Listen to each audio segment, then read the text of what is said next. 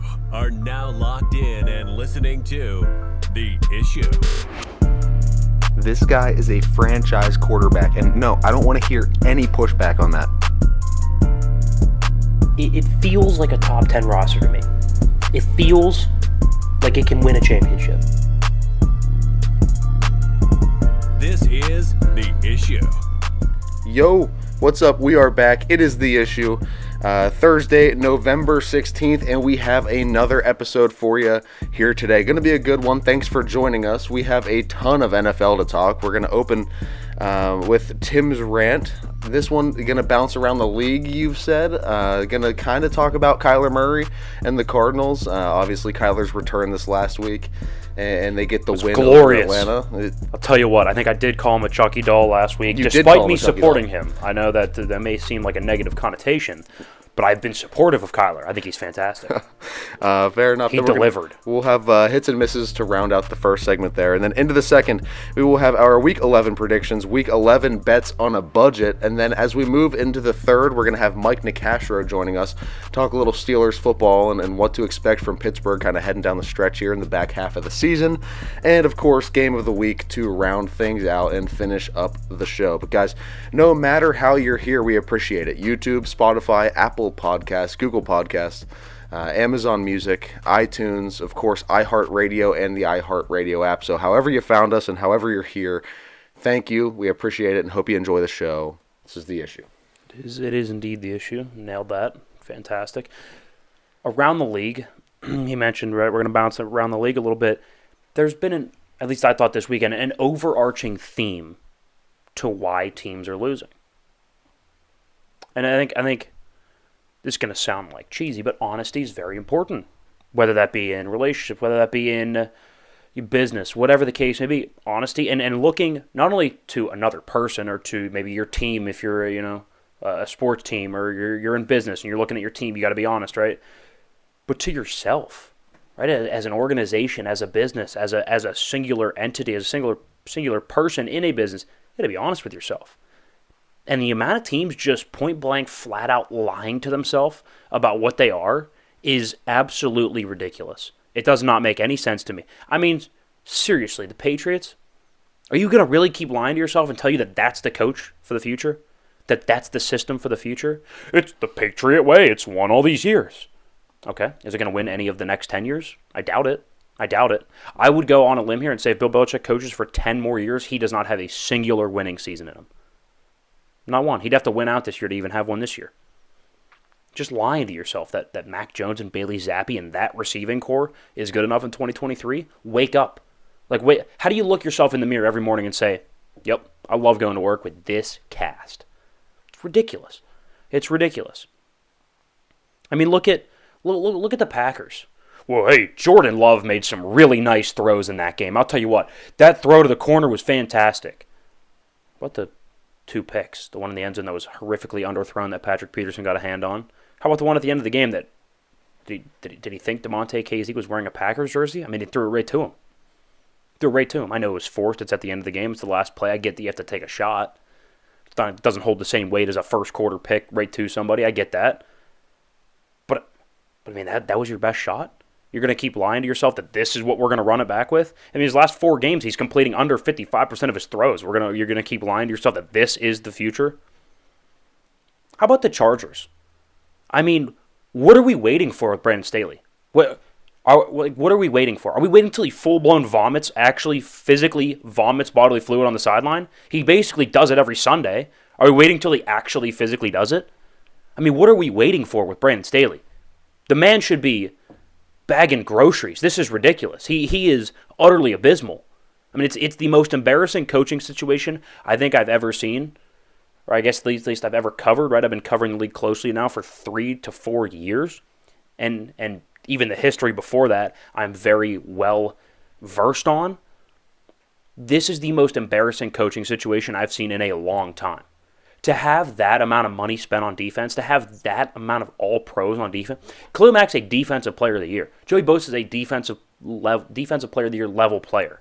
Derwin James is a Pro Bowler. You have Pro Bowlers all over that defense. Asante Samuel Jr. is a fantastic corner. They've gotten worse since hiring a defensive coach. They've gotten worse. How does that make any sense? Justin Herbert's too good to be 4-5 right now. That's ridiculous.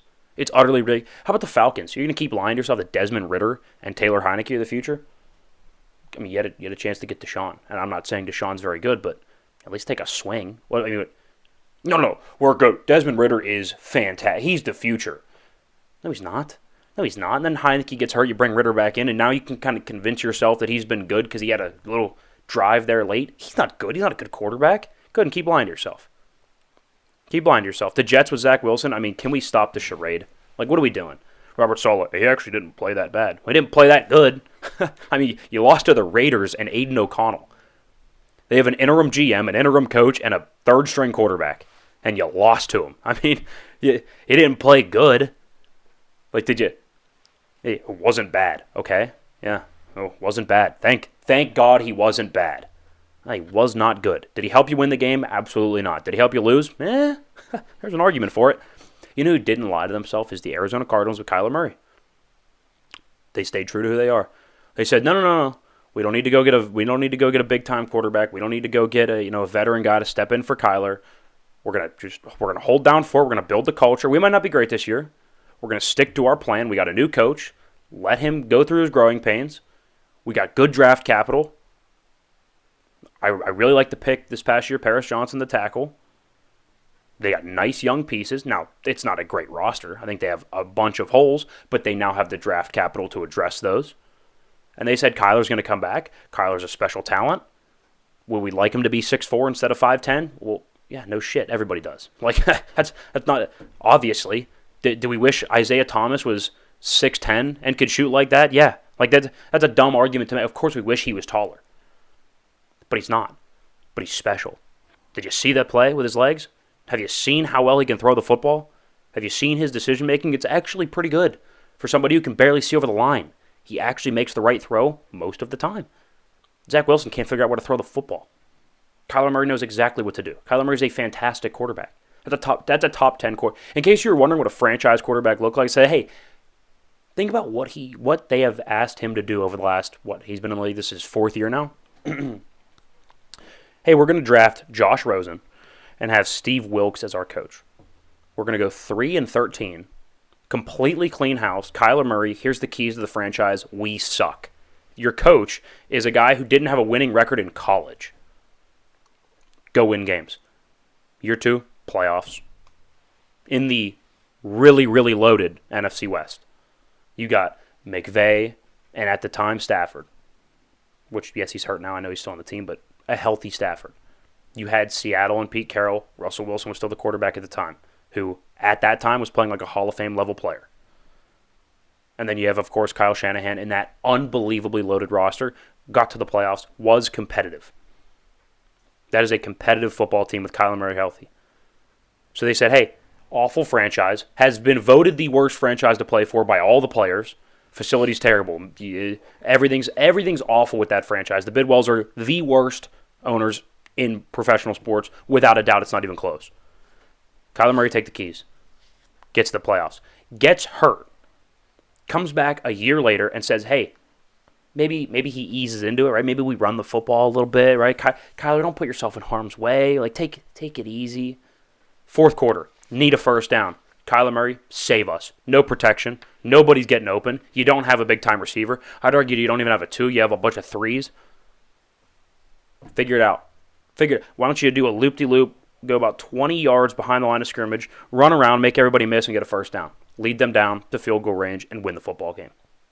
That's a franchise quarterback. That's somebody that says, hey, don't bullshit me. This is exactly the situation that we're in. What are you going to do about it? We could sit here and play the blame game. Well, they didn't draft this guy. We're not very good on the offensive line, and I don't know about this coach. Doesn't matter. Win games. Does not matter. Win games. C.J. Stroud. Hey, the Texans, outside of Arizona, may be the worst franchise in football. Helping Deshaun Watson do weird-ass things in hotel rooms. Yeah, let it sink in for a second. Has been one of the worst organizations for the last 2 decades in football. C.J. Stroud, figure it out, buddy. Hey, on the road to the hottest team in football, figure it out, win games. And he did. we can keep lying to ourselves. Oh, but the offensive coordinator and the protection and this and that and the other. Go win games. Are you a franchise quarterback? Yes or no?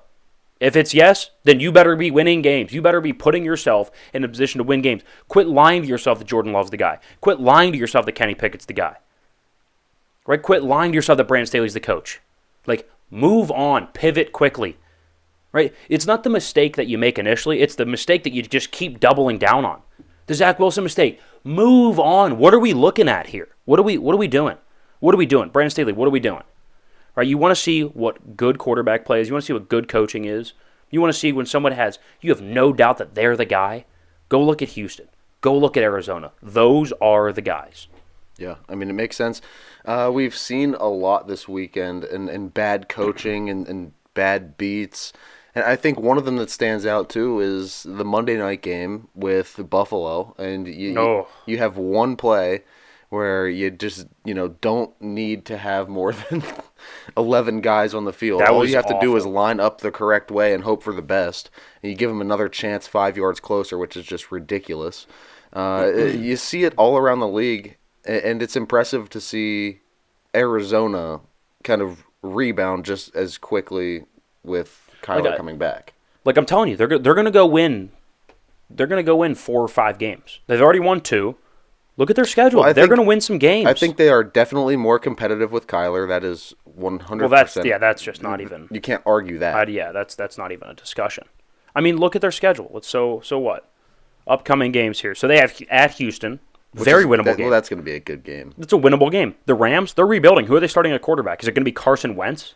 I mean, that's a winnable game. At Pittsburgh, does that not seem like a game Pittsburgh loses? It does. I mean, I would pick the Steelers, but like. We've seen that charade before. It wouldn't surprise me. San Fran, that's probably a loss. At Chicago, that's a win. Then you go to at Philly, that's going to be tough, and then the Seahawks at home. But it's a divisional game; anything can happen. That's 3 to 4 games that you are firmly in. Yeah. I don't know. It'll be interesting. Looks good in Arizona. Thank God Kyler's back for them, huh? Feels good. Yeah. Feels good. Let's move into hits and misses. Here we go. All right, hit number 1. It's not that we have been avid McDermott haters, Sean McDermott, coach of the Bills. But we have said, look, defensive coach, it seems like they don't really still have a good offensive line, 7-8 years in. The run game still isn't there, and without a really good offensive coordinator, you see the offense regress. And Monday night, not only did they have turnovers, not only were they not very good and not very efficient, but you're not even getting the big play stuff with it, right? So there's offenses where you're not efficient, but then you give me the big play downfield, so it kind of makes up for it, right? And that's kind of what the Bills have been. Josh Allen still is going to turn the football over. It's kind of high-flying, a little bit chaotic, but they were hitting the big plays downfield the last couple years. This year, they're not even hitting the big plays downfield. Josh Allen didn't even have 200 yards passing. There's something wrong, and I know McDermott's defensive guy. How much of this is on him, though? Because I'd like to say a good amount of it. Well, the other thing, too, that you have to look at with the coaching, like we just mentioned it, that was a severe coaching error. That's not a penalty that you should have at that stage of the game with too many men on the field. Inexcusable. And then you look back to last season, too, with the horrible clock management. You remember the game where they could actually, driven down the field, but they took 40 seconds before calling a timeout and wasted a ton of time. And it was just, there's just a lot of spots on this team because everybody looks at Buffalo almost on the same level as Kansas City in a way, or at least they have. And I think it's just not true. More and more we're starting to see that they are further from Kansas City than everybody thinks. And Josh Allen's not like Mahomes either. There was that argument for a while, is Josh Allen better than Mahomes, or can he eventually be better than Mahomes? No, he's not. I don't think so. I mean, if you're listening to this, go check out the TikTok that I posted on Tuesday. It's weird how similar him and Jared Goff are. Everybody wants to shit on Jared Goff. Go look. It's go look. So far, Jared Goff has been to a Super Bowl and Josh Allen hasn't. So I mean, whose career would you take this far? I would take Jared Goff. Jared Goff is a whole career for sure. No, this is interesting. Going forward, who would you take? I think in their current systems, though, who would you take?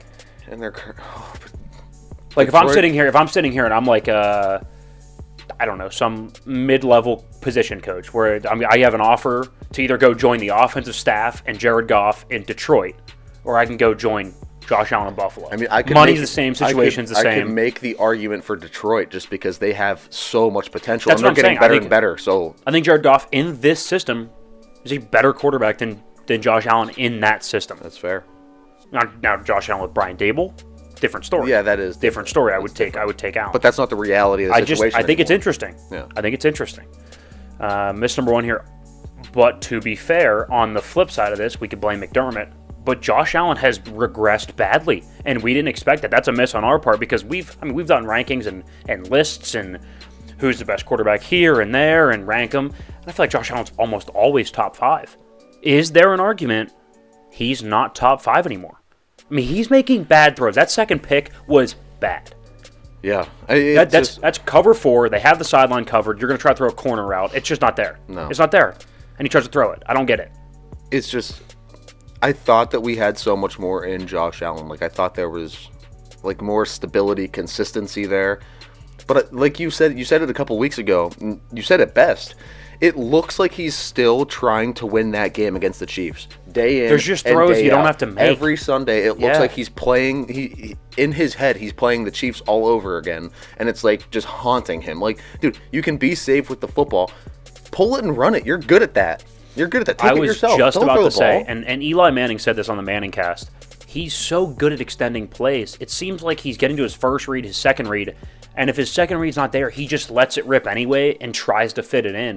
But he can he's good at extending plays and getting outside the pocket. And you're arguably the best runner on the team. Do it. Like, I think he's forcing it too much when in reality you have more time because of how physically gifted he is to make other plays. I agree. Hit number 2 here, Zach Wilson on the other side. It's just not that guy. I think he's got the arm, but outside of that, I think he lacks the size. I think he lacks the awareness. He lacks the decision making, mental fortitude to be. Yeah, I think the arm strength is there. I don't think the accuracy is there. I don't think the touch is there. I don't think the layering is there. And I've never been a Zach Wilson guy. I think coming out of the draft, I said, "What?" I'm not saying Sam Darnold's the man, but why are we moving out Sam Darnold for a smaller Sam Darnold? Yeah. Like all the same concerns are there. Judgment, accuracy, holds the ball too long. Young quarterback in a division with a bunch of defensive coaches. That was all the questions with Darnold. And we're going to do the same thing, just with a guy who's, 4 inches smaller and 120 pounds less? Less athletically Not gifted. 120 pounds less, that's wild. But you know what I mean. He's 50 pounds less. Like Zach Wilson's a small quarterback. Yeah, and the only thing that got him to this point was that throw on his pro day against air. And so now, and I'm not a Justin. I don't think Justin Fields works. But how much better would the Jets be right now with Justin Fields as opposed to Zach Wilson? I'd say slightly. I don't think he really changes the game all that much. He has so many of his own flaws and issues that he brings to the table. Now, I think he's better than Zach Wilson, but he's also... Is he going to be the guy that goes into this franchise and turns it around, they win way more games? No, I'm not saying they're a Super Bowl team, but here's the thing. Zach Wilson loses you games. I'm not sure Justin Fields in that system would lose a ton of games. Turnovers, picks. Zach's got more of those, though. Justin just isn't efficient. Yeah. I don't know. And also, to be fair, he doesn't. Justin Fields doesn't have a Garrett Wilson, doesn't have a Breece Hall. I'm not saying that they would be a ton better, but I think if they could do it over again, wouldn't you draft Justin Fields? I would draft Justin Fields because I think also Justin has a higher upside. So you take your chance that maybe you would have developed him more than Chicago, who's been dysfunctional at quarterback for 150 years. Yeah, you know what I mean. Maybe you take your chance at this point he would be better than he is right now because he's in Chicago. That's fair. So I mean, my point is that they got a do-over. I think they would take Justin Fields. Mm-hmm. All right, Mr. number 2 here. We should have known to take Cleveland plus 6.5. It's a good defense. It's a divisional game. And for Baltimore to blow that lead, to be up 24-9, to be up 31-17 in the third quarter, or I'm sorry, in the fourth quarter with 9:06 to go, to be up 2 touchdowns and lose to Deshaun Watson in that manner. Tough. That one hurts because we were on the right side of a 6.5. Yeah, and this one's bittersweet too because that's the biggest lead Baltimore's going to blow. If you include last year, this year, and next year, that's the biggest lead they're going to blow in 3 years. Yeah, and they look like they caught some Atlanta syndrome. And the thing is, remember last week when we were doing the the predictions, and I said, watch this game. It's going to be a lot closer than people think. And you kept asking, would you take him at 6? Would you take him at 6.5? Would you take him at... And you said that you like Baltimore unless it got to 7. I saw this being close because Lamar does not play well against a good pass rush. We found the way to beat Lamar if you have a great pass rush and decent secondary, but if you can get pressure on Lamar, it's over. It's done. Right? I mean, 2 good defense. Look at Baltimore's 2 losses, Pittsburgh and Cleveland. It's true. I mean, he threw 2 picks. He didn't look very good. Not super efficient. Completed 57% of his throws. I'm with you. It didn't look good. No. To be fair, they didn't run the football particularly well outside of Lamar's production, so that could be a factor as well. But, yeah, no, I'm with you. It's just demoralizing because 6.5 felt like the right side, and you were watching it, and you're like, oh, it is the right side, and then all of a sudden it wasn't. Gets ripped right from you. Yeah, hit number 3 here, Kyler Murray is that guy. I already talked about it, so we won't dwell on it, but he is that guy. When it counted most, was he great? Was he spectacular the entire game? No. I mean, he had rust to shake off. We expected that. Did he provide greatness when greatness was required? That's how you know guys are really good, right? Like, is Joe Burrow always good? Nope. But is he the best quarterback in the league over the last couple of years on 3rd, 4th down and in the red zone? Yes, he is. He is great when greatness is required. Kyler was great when it was required. I've got to say, I don't know if I missed the clips and the videos of him running around like he was insane. Yeah. I don't know if I missed it or not, but also, hey, just something to keep an eye on. Modern Warfare 3 came out like a couple days ago, so just watch for the decline now. It was already out when he played that game. That's all I'm saying. He seemed dialed into me. I don't know. All right. Missed number 3 here. I did not see C.J. Stroud being this damn good. I mean, to go on the road, and it wasn't a perfect game. He had a pick. He had 2 fumbles. Doesn't matter. But got the win. But to when it counted most, to tie up that game, and then to lead them down the field. Or not, I guess not to tie up the game, to put them ahead by, a touchdown, and then for Burrow and them to respond, and then to drive back down and get him in field goal range, wildly impressive from a young kid. Very, very nice. Rookie of the year, you think? Oh, easily. No, I think the MVP discussion's a little bit crazy. Yeah. But I think Rookie of the Year, easily the offensive Rookie of the Year. Not even close. I mean, even close. He is really impressive. He's and he was probably one of the most slept-on guys in the draft, too, like quarterbacks-wise. What do you get, number 2 overall? Well, I mean, I'm just saying, no, like in discussion, everybody, it was always Bryce Young. Yeah, that's true. It was Bryce Young. Look it was at Will Will Levis's Levis. arm. Yeah. No, everybody kind of forgot about C.J. Stroud there for a little bit, and he's turning out to be the guy. Yeah, it's a good point. That's all for hits and misses. All right, guys, we will be back in the second segment. We'll have Week 11 predictions along with Week 11 bets on a budget, 5 of the bets. Hoping for another winning week here, so we'll catch you in the second segment. Welcome back. It is The Issue. You're listening to this most likely on the 16th of November. We are nearing Thanksgiving. It's not my favorite holiday. It's certainly a top 3 holiday. I mean... Top 3? I could argue up there with Christmas. Okay, thank you. No. I would say it's 2 or 3. I think Christmas is a really solid number 1. I think Christmas food is underrated. People are always like, but the food at Thanksgiving. I was like, I don't know what your family's cooking at Christmas, but my family throws it down for Jesus' birthday. I'll tell you that right now. Like, we throw it down. Yeah? Yeah, so it's a close second for Thanksgiving. I'm a big Thanksgiving food guy, and I'm a big overall. I do the mashed potatoes. Day of Thanksgiving. So let's get on with this for a second.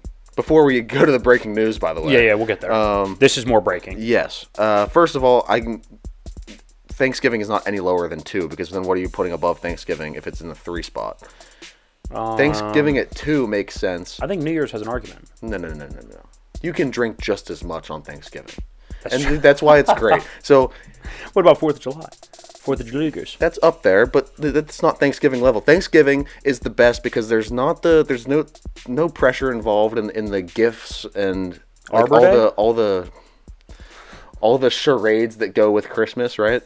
With Thanksgiving, you get to sit on a couch and eat food, drink, and watch football all day. You sold me. You sold me. You don't have to do anything. You don't have to get up. So you prefer that over Christmas?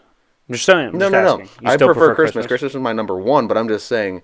I do think you're arguing. I think there's a fair argument that it could be number 1. I would say on some years it could be. Yeah. I don't know. Either way, we have breaking news to get to. Oh, yeah. Yeah, Buffalo fired their offensive coordinator, Ken Dorsey. We're talking about how I don't think it's a Ken Dorsey issue. I really don't. But I do say there is an argument because they lack the explosive play down the field. We talked about that last segment where it's, look, if I'm not getting efficiency, I better get splash plays because that's going to make up for me not being efficient, right? If my quarterback only completes 57% of his throws, but there's 3 of them that are 50-plus yard bombs, I'll take it. Doesn't matter. You know what I mean? I'm still getting the yardage. I'm still getting the production. It's just not as pretty. But they're not even getting splash plays anymore. That is a dink-and-dunk offense, which is crazy considering the talent that they have at quarterback. Has he made good decisions? No. Has he turned the football over? Yes. But the talent is undeniable. So, I mean, is it a move that probably – I don't know. I think it's a McDermott issue more than anything. But do I think it's a bad move? No. If anything, I think it should put the league on notice with other offensive coordinators that are on the hot seat. Canada. Yeah. What are we doing? Like, how do you fire Ken Dorsey in Buffalo after just that little bit of lack of offensive production? But then you can watch the Steelers get outgained in every single game they've played this season and think, oh, you know what? No, we're going to ride with Canada. That makes sense. So here's the thing. Like, I talked about people lying, like organizations lying to themselves. You are blatantly lying to yourself in Buffalo if you think Ken Dorsey's the problem. You're blatantly lying to yourself. Josh Allen has been, yes, has he turned the football over a lot? Yes. But has he been good this year? Also, yes. Are they top 5 in points per game? Yes. Are they top 5 in yards per attempt or in yards per play? Yes. Are they top 10 in red zone? Yeah. Like, you look at down the line, they're like top 10 or top half of the league at worst in almost every statistical category. Yeah. This, to me, feels like McDermott is lying to everybody in the organization saying that it's an offense problem. It's a freaking Sean McDermott problem. Well, now, here's the thing. Now, if it doesn't get better with a new offensive coordinator, then there's a shining, bright spotlight on the problem, and Sean McDermott will be the next to go. I think he should already be gone. Him and Matt Canada can team up for the worst coaching. Brandon Staley, and Sean McDermott. Canada. Ken Dorsey to Penn State. Offensive coordinator. They just fired theirs. Now that's interesting. That is interesting. Huh? Interesting. All right, anyway, we have predictions to get to. Week 11 of the NFL season. We are thoroughly into the back half as we continue to keep moving on. We are tied in our picks, 5-5. You have the leg up. You have 4 more correct picks than I do when it comes down to individual games. 'Cause I'm that guy. So let's just get into it. Week 11 predictions. Every pick for every game. Let's go. About to be 7 picks up here after this 3-0 week. Yeah, I bet. Bengals at the Ravens. We're starting out hot with a split here. You're going to go with the road dogs in the Bengals. They're at 3.5-point dogs at Baltimore here on Thursday night. I'm going to go ahead and take the Ravens. I'm not saying both teams aren't. Both teams lost. So they're both going to have fires under their asses. The manner in which Baltimore lost and the fiery nature of John Harbaugh, that team is going to be playing. I mean, there's a chance that's the most physical football game of the year for both these teams. I think Baltimore is going to take it to Cincinnati. I do think it stays close. I think Baltimore wins by a touchdown late, but I will take Baltimore. Okay, I'm going Cincinnati. They lost in a pretty horrible fashion too, and seeing a rookie quarterback drive the field on you there at the closing ends of the game is that Tyler Boyd drop hurts. Yeah, you never want to see that kind of stuff if you're Cincinnati. So I think that they're going to play, maybe not as inspired as the Ravens, but pretty damn close. I mean, they're 2 really good teams, 2 really good playoff caliber teams coming off like really bad losses. It's going to be a really good game. This could make the argument for game of the week, but there's an even bigger game this week, which is just insane. Shout out NFL scheduling team. But I'm taking Cincy here. I like Burrow to be good. I like those weapons to kind of return. Jamar Chase, Tyler Boyd, all that good stuff. Yep. Bears at the Lions. Both going to go and take the Lions. That's a no-brainer. Even if the Bears start Justin Fields, I don't think they're very good. If they start Bajent, that's an automatic Lions. That's not even close. I think either way this game goes, it's an automatic Lions. And it's at Detroit. Detroit at home has been a very good team. When you don't have to get Goff outdoors, he can be in a dome. He's very, very good. Yeah. Lions by a million. I like it. Giants at the Commanders. Commanders are a sneaky good football team. I know they're 4-6, but that's a feisty football team. I don't think they're a playoff team. But I think that's a team that nobody wants to face down the stretch, especially if you're fighting for a playoff spot. Mm-hmm. Obviously, the Giants are not, but they're on their third-string quarterback. This is not really close to me. I'll take the Commanders. Yeah, I'm going Commanders. Great defense. Or not great, but, serviceable defense. Whoa, easy now. Come on. Serviceable defense. And I like Sam Howell. And Sam Howell can sling it. He's actually proven himself to be pretty good this year. Kyler Murray or Sam Howell? We said this in the break. I'll take Kyler Murray over Sam Howell. Cowboys at the Panthers. Cowboys. Give me Cowboys. Yeah, that'll surface back up here very shortly. Yeah. Chargers at Packers. I don't think the Packers are particularly good. I know they played the Steelers close. I was there. I was not overly impressed. I think Jordan Love made a couple throws, but overall, I don't think the efficiency was there. I thought the offensive line played very poorly for them. Defense is okay, but in spots, especially run defense, it is spotty, and they have some injuries in their front seven. So yeah, I think the Chargers get right here. I think they win by a touchdown. I like the Chargers here too, but am I correct in being a little bit hesitant about Brandon Staley losing this game? 100%. I would question you if you weren't hesitant. Yeah. Steelers at the Browns. Split number 2. I've had some success fading the Steelers. I've also been burned a couple times. I am going to go ahead and fade them again. I will take Cleveland at home. I get the better defense. I get the better quarterback. I get the more offensive, progressive coaching staff. I think Tomlin's a better coach, but I think I get the more progressive coaching staff. I get a better offensive line. I get a better defensive line. I will go ahead and take Cleveland. I'm taking Pittsburgh. They have a hell of a defense. No, I don't think that's what it is. I think it's because the Steelers have a better defense. I don't even know what to say to that. Anyway, it's getting personal out here. Yeah, this is why we can't be tied later in the season, because it's just going to get too chippy. We're going to start going at each other's throats. It's all right. No, I like the Steelers here. I don't think the offensive production is really going to matter. It's going to be a low-scoring game. It's going to be close. Yeah. The Browns aren't going to score anything anyway, because Steelers are going to shut them down. Oh, okay, right. Shut out, yeah. Yeah. So 3-0 game then, because we know Kenny Pickett's not scoring either. 6. Okay, 6-0. I'll give Boswell 2 field goals. Good. Raiders at the Dolphins. I'm going to go and take the Dolphins. I think they're a better team. They're coming off a bye.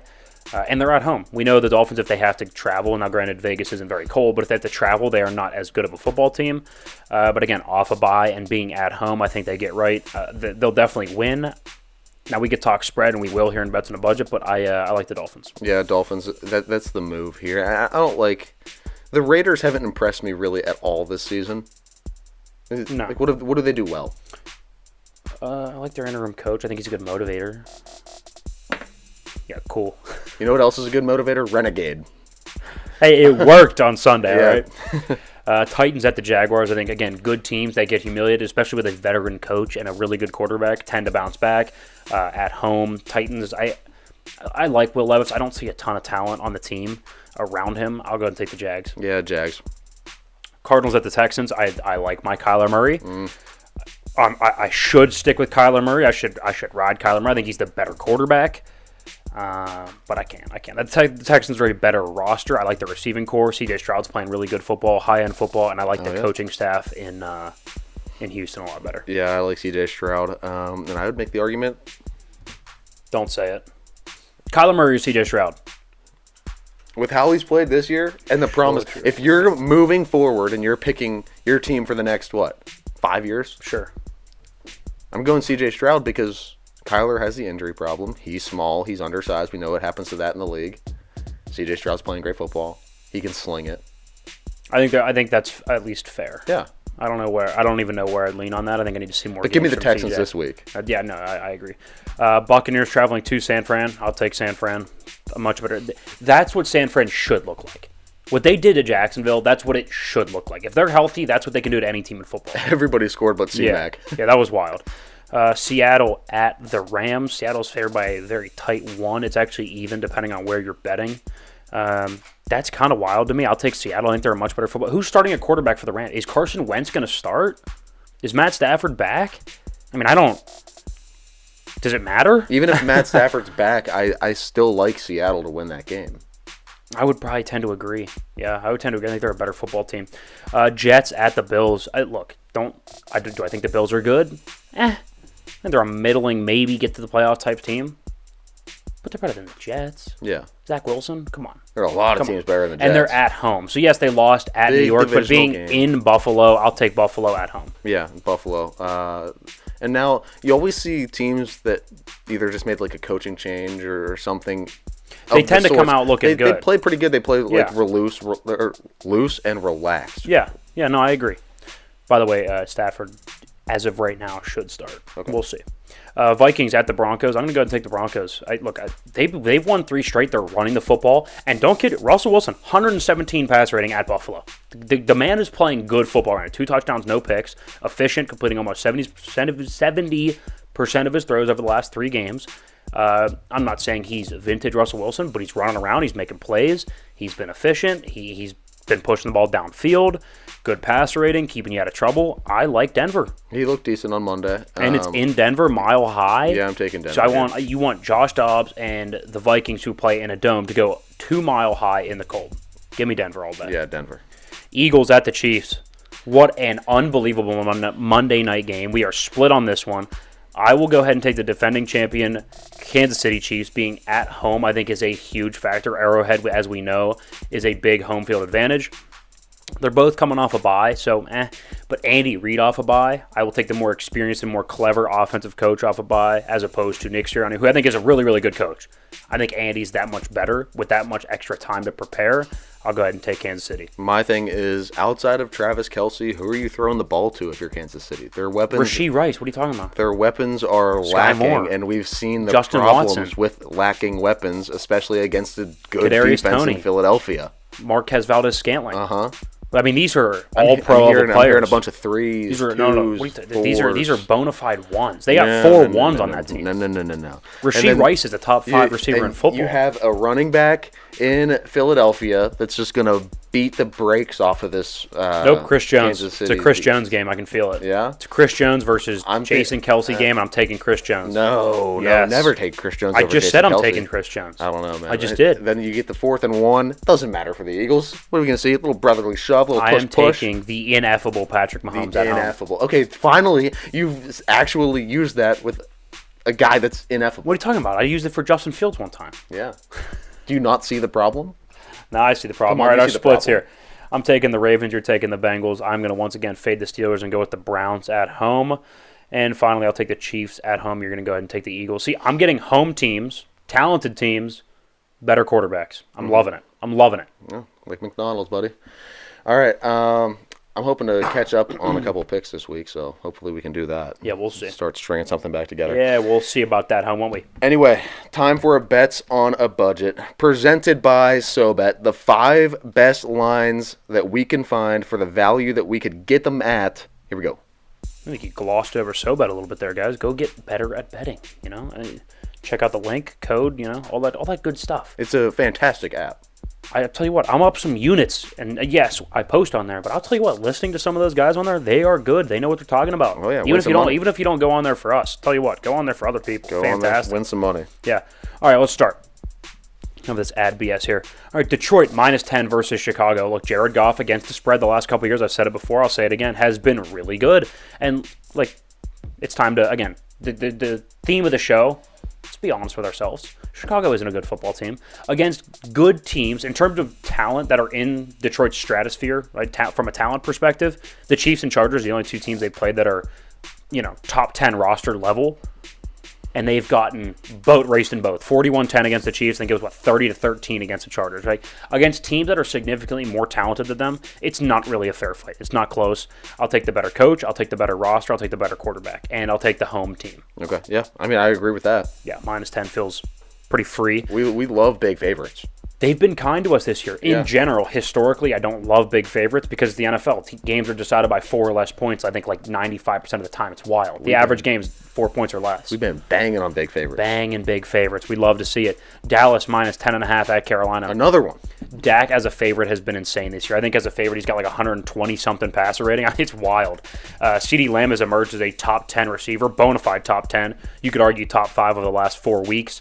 Again, over the last month and a half, Dak has been a top 7 level quarterback. Tony Pollard started running the football a lot better last week. Again, I know it was New York, but Carolina's not much better. I'm actually surprised it's only 10.5. Seems to me more like a 13.5 to a 14.5 type of line, but I will take Dallas at 10.5. Love the number. Yeah, they didn't disappoint this last week with our big line. Well, we had them minus 16. Yeah, minus 16. So, yeah. They won by, 25? Yeah, it was not close in the slightest. And, this Carolina team is... They're not good. And my concern is Bryce Young going to finish the game? Is he going to stay upright and long enough? Not again. No. That's a physical football team, and they have nobody up front to block. Yeah, they don't. Pittsburgh +4 at Cleveland. I know I'm taking Cleveland, but Tomlin as an underdog coach is one of the best in history. And we know this game's going to be low scoring. It's going to be cold, windy, mistake on the lake, Cleveland. I'll take points where I can get them in a divisional matchup. I will, accept the 4 points. I will take Cleveland to win. Last second field goal. Cleveland will win by 2. I'm going to go with a 16-14 Cleveland win. Okay. See, I like Pittsburgh to win this game outright, so I so love this line. Yeah. I think Cleveland's really not going to be able to get anything going on offense, especially against this Pittsburgh defense. They've been playing their asses off. Now, they looked a little lackadaisical down the, times, the second, third quarter-ish region last week against the Packers. But I think overall, when it matters, they show up, and I think that's really going to be the story of the game this week. Yeah, my main concern is Deshaun extending plays. Like, Deshaun can extend plays, and we know – I feel like every time we play a quarterback that can extend, it never goes well for us. I think, I guess it did at home, but I don't know, man. At Cleveland, we'll see. I do like the 4 points. I love the 4 points.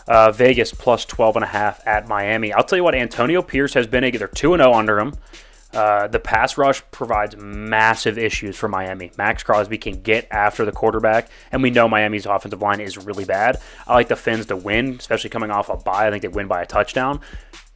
But Vegas is going to keep it close. Yeah, I think what you said there holds a lot of weight. We saw what happened to Tua when he got rattled by that Buffalo pass rush. Philadelphia got to him. So when you can get pressure on Tua, he is not the same quarterback. He is not one of those guys that does better when he's pressured. Yeah. That's not his MO. That's not what the Dolphins do well. But I do like the Dolphins to win.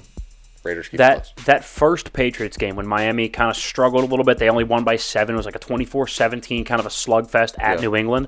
That's how I see this game kind of going. I think it's a 28-20 type of game, kind of a slugfest. Miami pulls away late, but I still think Vegas covers that 12.5. Sounds good. And finally, let's finish with Denver -2 versus Minnesota. Denver's won 3 straight, and they've been really good. Again, honesty, Russell Wilson, do not think about the first couple weeks. He was still figuring out the system. Sean Payton was figuring out how to use Russell Wilson. The last 3 games, he's had a 100-plus pass rating. They're forcing turnovers. And last week aside, Minnesota has had severe ball security issues. I like that edge, and I like the Russell Wilson edge. I will take Denver to win by a field goal in a close game, but they cover the 2 points. Perfect.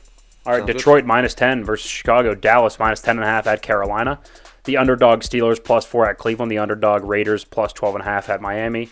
And finally, the small favorite Denver -2 versus Minnesota. I can feel it. 5-0 week. That feels like a 5-0. That just feels like a 5-0. It's got to happen one of these times, and I love these picks this week. Yeah. So big fan. Go check them out on Sobet. You can find the link in the description of either the episode or the individual video, no matter how you're watching it. Yeah, Linktree, website, it's all on there. So go check it out. Sobet. Use code THEISSUE when you sign up. It's worth it. We love it. It's our second week over there now. Yeah. Second bets on a budget over there, and we had great 3-2 the first lines. time.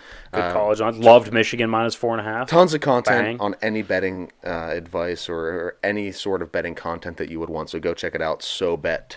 But guys, we will be back in the third segment. We will have Mike Nicastro joining us to start things off, and then we will have our Game of the Week segment to finish things out. This time, the Chiefs and the Eagles get the slot. We'll be here to discuss it all when we get back. We are back. Third segment of the issue here. Thursday, November 16th. We are getting closer and closer to that December mark, which is just insane. Feels like we just had our first episode in November. How have we already predicted 11 weeks of football? I don't get it. Somebody help. I don't get it. Where did it go? I'm getting upset, too, because we're almost back into the offseason, man. I only got 7 left. Got playoffs. Is that insane? Yeah, we got playoffs. Yeah, we got playoffs, but that's not the same. Playoffs. Well, win a game. You want to talk about playoffs? The singular games are better, but we have less to talk about. Either way, we're going to cure the depression with a pretty good third segment here. We'll have Mike Nicastro just here in about 45 seconds to a minute to start things off. He'll be joining us, and then we will have our game of the week to finish it all out here. We got the Chiefs and the Eagles to discuss. It's going to be a pretty good one. Make sure you're going to the website, theissuesports.com, get all the information over there. You can sign up for the newsletter. It comes out every Wednesday, and that's also where you can find the link, or one of the places that you can find the link to go sign up for Sobet. We mentioned that just a couple minutes ago during our Bets on a Budget, but great information over there. It's a really good platform. It's growing every day and every week, so make sure you go check that out. That is Sobet. Use code THEISSUE when you sign up. It was funny. I was talking with Mike last week. We were texting back and forth a little bit. He was like, "Oh, maybe could come on last week," and schedules worked out. We were like, "Oh, come on next week, aka this week." We were talking. I was like, "Come prepared with your Kenny Pickett, Well, let's debate on Kenny Pickett. Like, is he a Kenny Pickett guy? Not a Kenny Pickett guy? He was for a while. I think he's come back over to my side. I don't know. Let's just let him explain it. Let's go ahead. Mike Nicastro, let's get him on.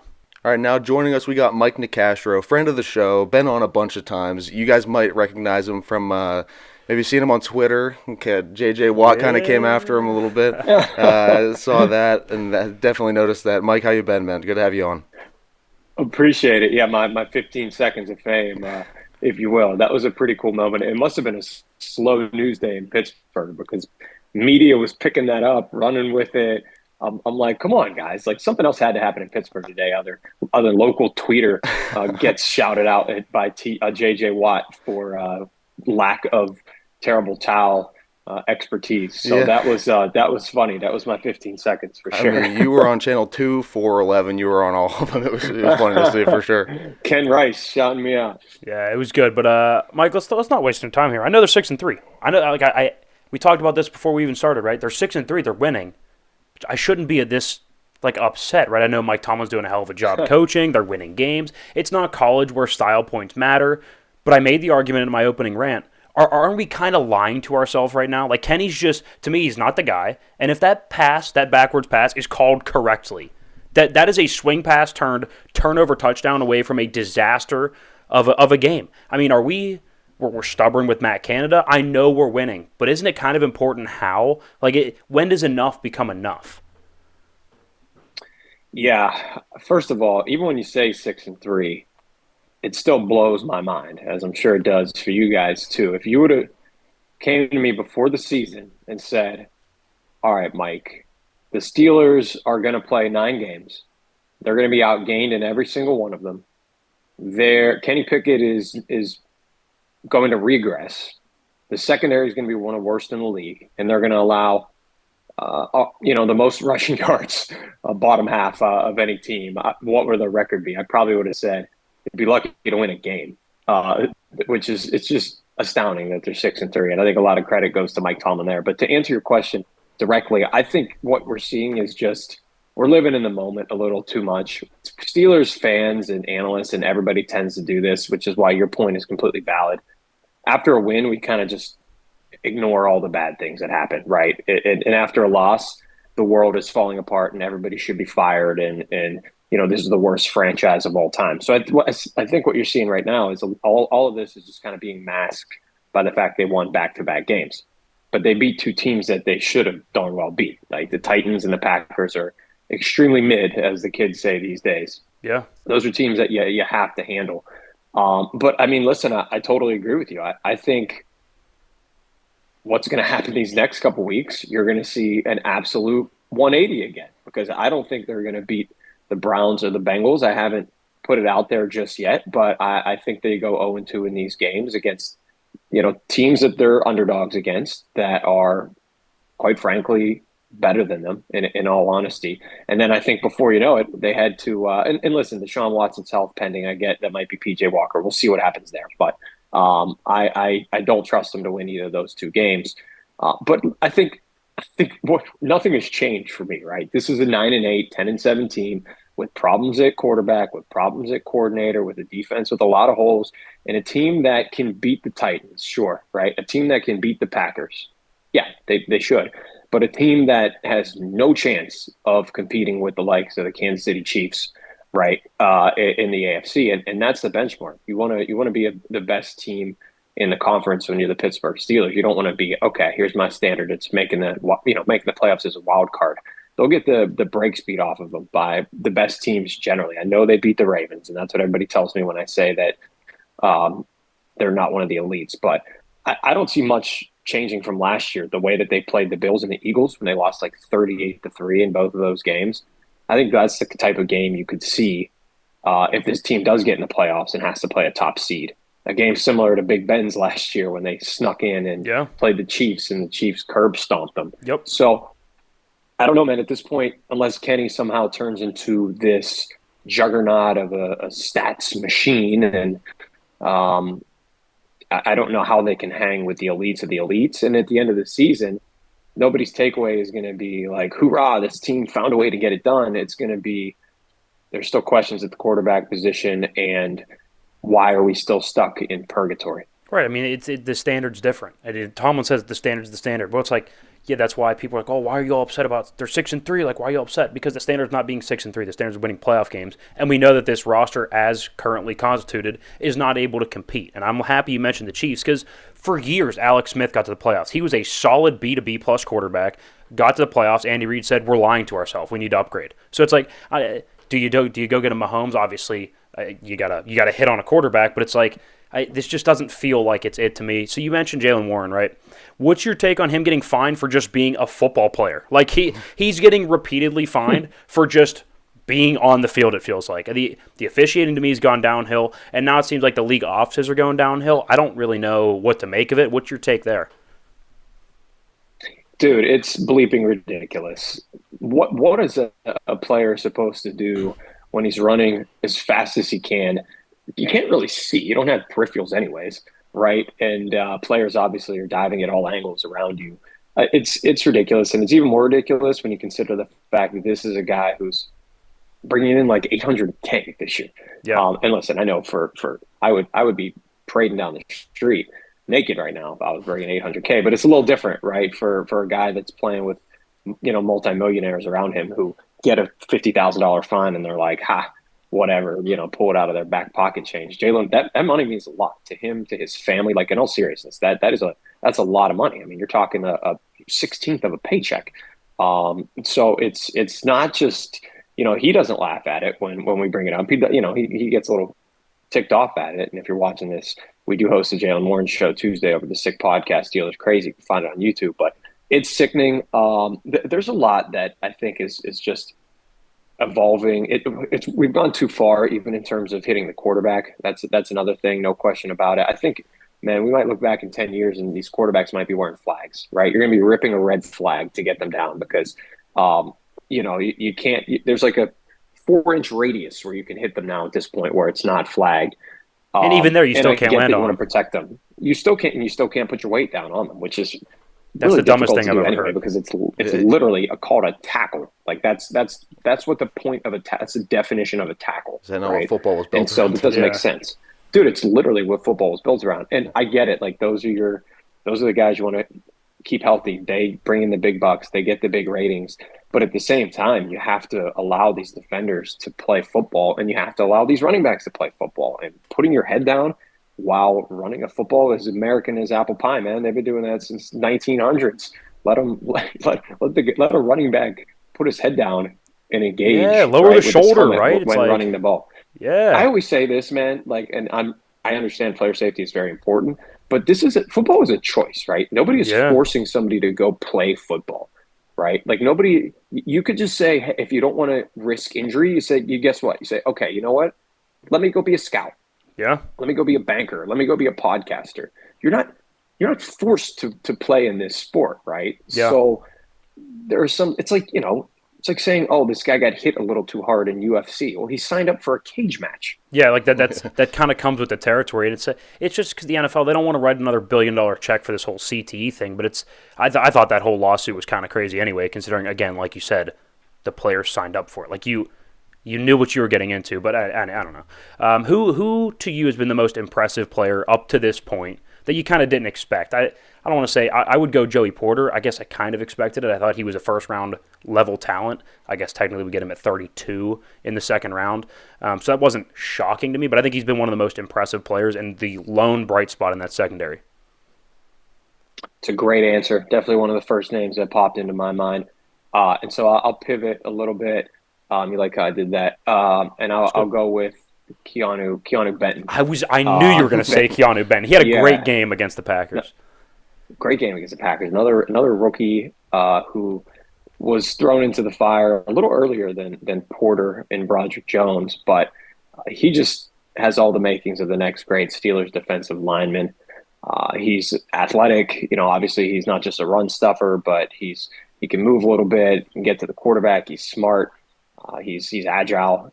He's somebody who's just going to have a really long career. And he's also a very understated guy. Like, I don't even think I've heard 2 words from Keanu Benton all season on any podcast or media platform or anything of that nature. So he kind of has that like that lunch pail mentality where he's just putting his hard hat on and going to work. So no wonder Pittsburgh was attracted to him in the draft. And he gets to learn from the guys like Cam Hayward and Larry Ogunjobi. So he's just going to continue to develop, and it speaks to the larger point that Omar Khan's draft class right now. You could say what you want about his free agent class because I don't think it's been perfect by any means, but his draft class, it looks like a grand slam, man. A Bill Mazeroski Game 7 walk-off home run right now. Yeah, no, and people talk about draft class versus free agent class. It's actually weird. More draft picks hit than free agents. Like it's tough to hit free agents, and you don't think of it that way. But it's a very small amount of free agents that come in and make a huge impact. It's tough. That's a good point. I guess it means nobody really wants those guys in the first place. Or there's a reason. But right, there's a reason. Right. Yeah. No, I agree. Mike, I'm looking at a ton of these teams playing 10, 11 personnel, lots of motion. They're clever. I'm watching Miami's got like a sweep, read option, RPO. They got like 4 options on one side of the field, and they're like all open. Two is like, which one's the best of the great options? It doesn't seem that difficult to, maybe you don't implement Tyreek Hill level Jalen Waddle stuff with Tua, who's hyper accurate. Maybe we're not at that level. But can we... You can't look at anything and implement any of this. You can't implement any motion, any clever, any options. Like, I feel like it can't be that difficult to get some clever in this offense. Is it a personnel issue, or is it purely Matt Canada? Yeah, there's something going on here, and there's 2 sides of the coin. One side of the coin is either Matt Canada and the Steelers coaches don't trust Kenny Pickett and don't actually have faith in their own quarterback, or Kenny Pickett doesn't trust Matt Canada and doesn't want to follow anything that he's saying. There's probably a little bit of both going on there, in all honesty.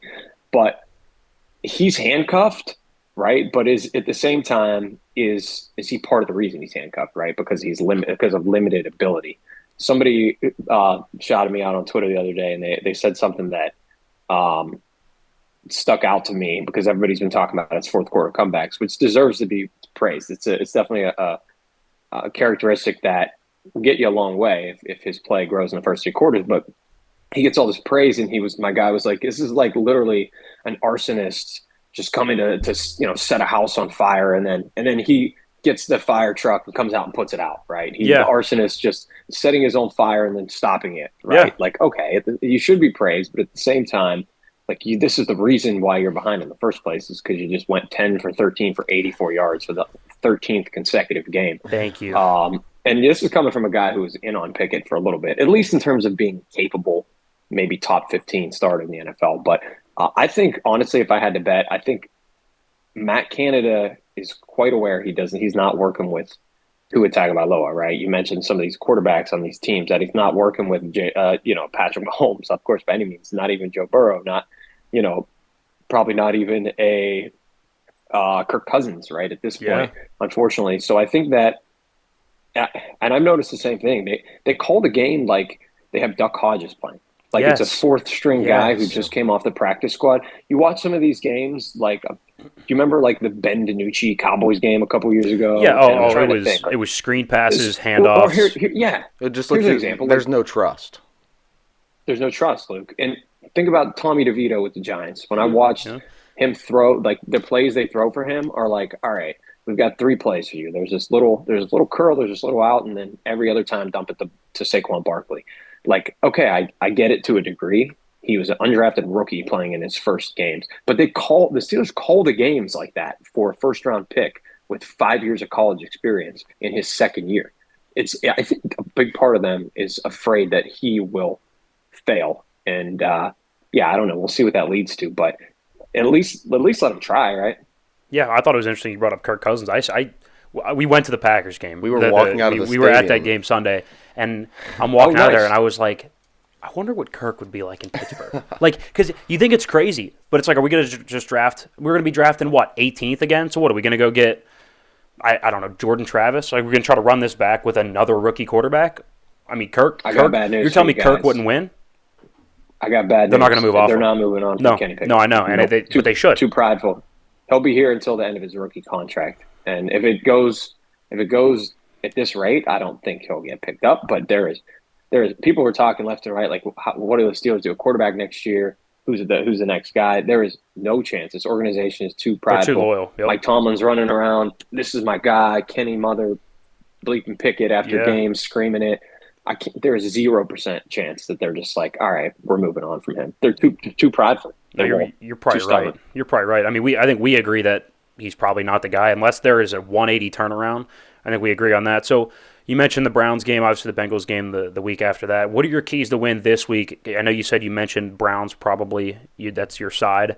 But if the Steelers were to win, what are your keys to victory? Maybe on both sides of the ball, and then call your shot. Maybe it's a betting line, a score, whatever. What do you think happens this weekend? Yeah, I think the Steelers probably should have lost to the Browns the first time they played them. 100%. I agree. At home in week 2, that Monday night game, that was phenomenal. I mean, if they obviously lose that game if they don't score 2 defensive touchdowns. That first play of the game, Alex Highsmith gets the pick, and then towards the end, he forces the fumble. TJ Watt scores, which is just an awesome moment, maybe the best of the year so far. But the Browns are better in the trenches, which gives them a huge advantage, even though they've dealt with some injuries up front. I think the one, I guess, big factor still is that we're not sure if Deshaun Watson is going to play. It sounds like he's going to play, but he had an ankle injury last game that has him with a questionable tag now. To be honest, I don't know how much of a difference it would make anyway. They played fine with P.J. Walker in there.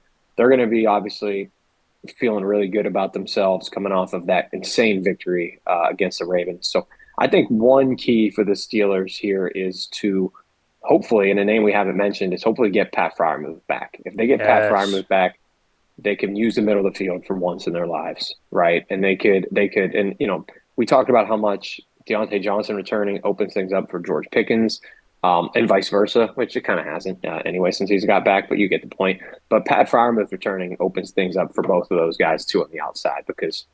Listen, let's keep it real. Nobody's fearful of Connor Hayward. No. Over the middle of the field, they're just not.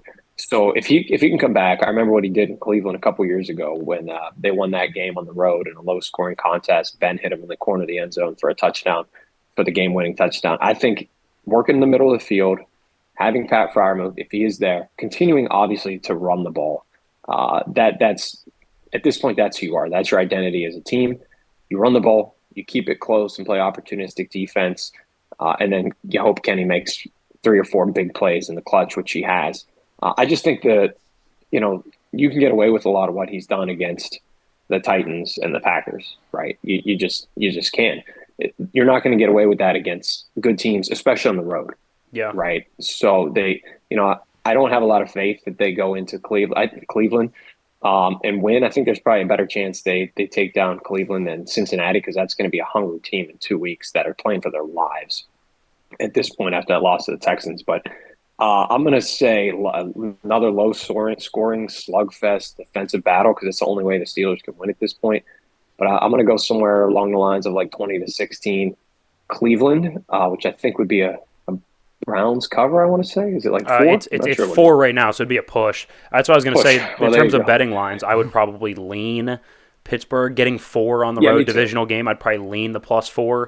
I'd love for that to go to 4.5. I think if we get Deshaun without a questionable tag, I feel like it will get bet up to 4.5. And if it does, I love 4.5.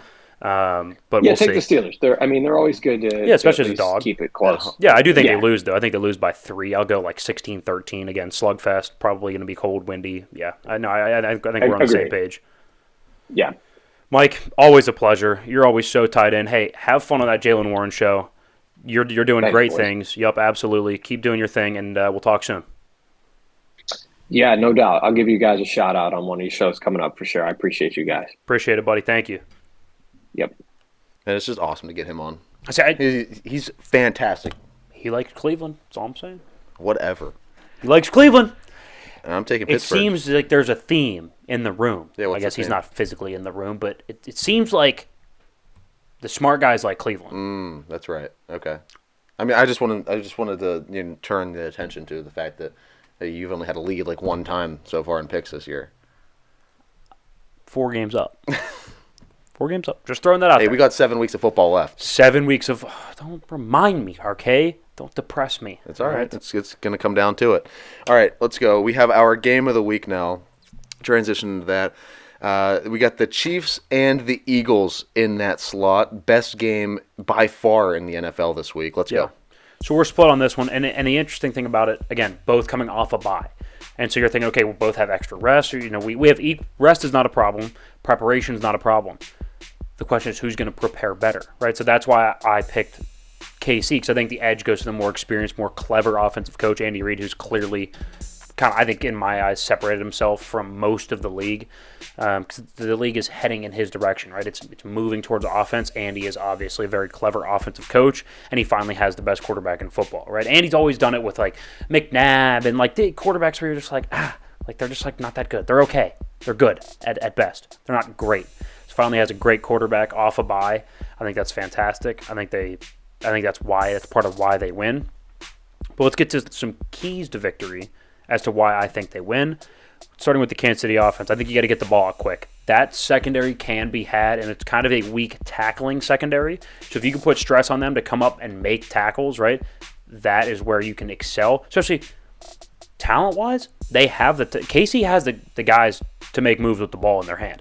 Kadarius Toney could make you miss in a phone booth. Sky Moore's shifty. Rashee Rice can move. Even Travis Kelce for a tight end is quick and agile. So if you can put stress on that defense to make open field tackles, that's how I think you can kind of turn those out routes, screens, slants into 20, 30, 40-yard plays, big splash plays without having to have Mahomes sit in the pocket against that pass rush.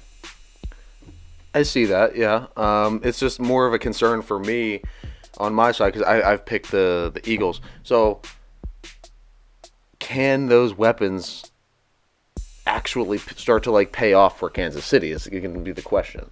I think it's valid. So far they haven't, although I do think Rashee Rice has been pretty good so far. But I see what you mean. Kansas City, they can run the football. They have had a good, decent, not good, not great, decent, serviceable run game. And that's all you need with a special quarterback like that, though. You need a good enough run game to keep teams on their toes. Yeah, good enough. It's just who's been able to run the ball against Philadelphia this year. That is very true as well. So that's why I didn't even have that as a key to win. I don't want them to get petrified by having to run the ball just because. If it's not working, put it in Mahomes' hands. Like, okay, would you rather lose because you threw Mahomes too much, or would you rather lose because you stuck with the run game and it yielded nothing? I'd rather throw Mahomes. Thank you.